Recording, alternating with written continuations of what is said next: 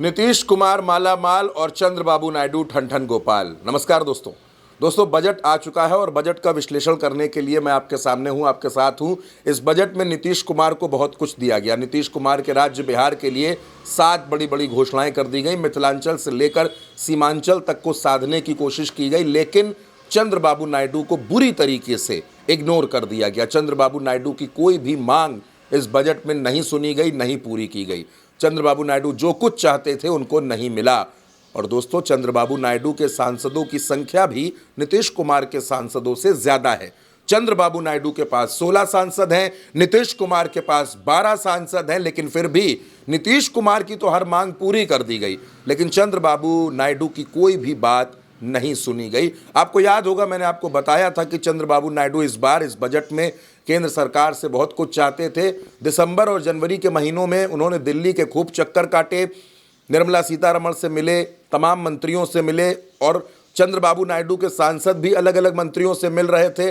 बड़ी उम्मीद थी कि इस बजट में बहुत कुछ मिलेगा, लेकिन सरकार ने बजट में पूरा फोकस अपना कर दिया बिहार पर। कांग्रेस भी ये सवाल खड़े कर रही है कि भाई, बिहार चुनावी राज्य है, इसलिए आप उसमें घोषणाएं कर रहे हैं और आंध्र प्रदेश को आपने इग्नोर कर दिया।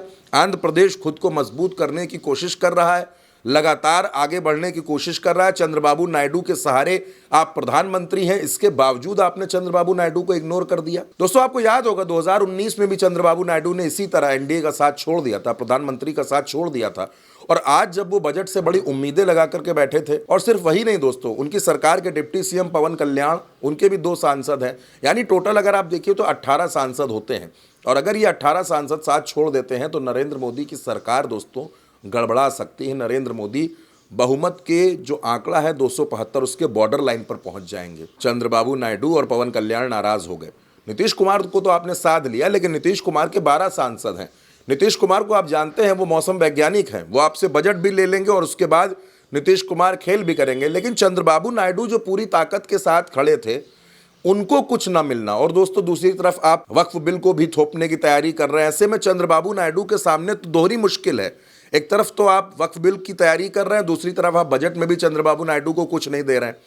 तो अब चंद्रबाबू नायडू अपने राज्य की जनता को, आंध्र प्रदेश की जनता को कैसे फेस करेंगे? ये चुनौती उनके सामने भी है, और वो एक मजबूत बैसाखी है नरेंद्र मोदी की सरकार की। इस बात को अगर नरेंद्र मोदी नहीं समझ पा रहे हैं तो मुझे ऐसा लगता है कि चंद्रबाबू नायडू अपनी बात को कहना और समझाना अच्छे से जानते हैं। दोस्तों, आंध्र प्रदेश वो राज्य है जो बंटवारे के बाद से लगातार खुद के नए संसाधन विकसित करने का, विकास करने की उसकी कोशिश है, नई राजधानी बनाने की कोशिश है, नए प्रोजेक्ट्स की मांग हो रही है। अब अगर प्रधानमंत्री को ये लगता है कि हमने हाल में ही इतना बड़ा पैकेज दे दिया है, तो अब बजट में कोई विशेष घोषणा करने की ज़रूरत नहीं है, क्योंकि चंद्रबाबू नायडू बहुत सी चीज़ें चाहते थे बजट में। उन्हें लगता था कि बजट में उनके राज्य के लिए ऐलान होंगे, लेकिन जब आप बजट को पढ़ते हैं तो आपको लगता है कि ये पूरा बिहार सेंट्रिक बजट आया है। कांग्रेस भी इस तरफ इशारे कर रही है कि आपने पूरा बजट बिहार पर फोकस कर दिया। बाकी राज्यों का क्या होगा? उत्तर प्रदेश का क्या होगा? उत्तराखंड का क्या होगा? हिमाचल प्रदेश का क्या होगा? कर्नाटका का क्या होगा? झारखंड का क्या होगा?